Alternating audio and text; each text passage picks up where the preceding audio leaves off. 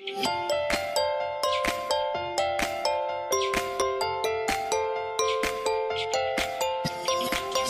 es esmu Oskars Diļevka.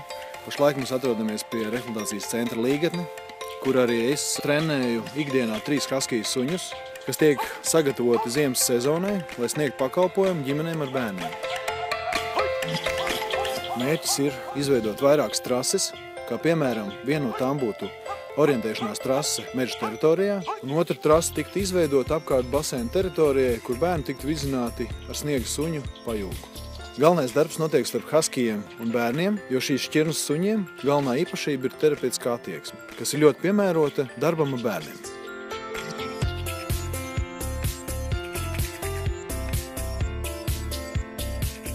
Lai mūsu mērķi īstenot, aicinām kā fiziskas, tā juridiskas personas izvērtēt savas iespējas, sniegt savu atbalstu. Jo es no sirds ticu, ka darbojoties kopā, tā var kļūt par veiksmīgu ilgtermiņa sadarbību.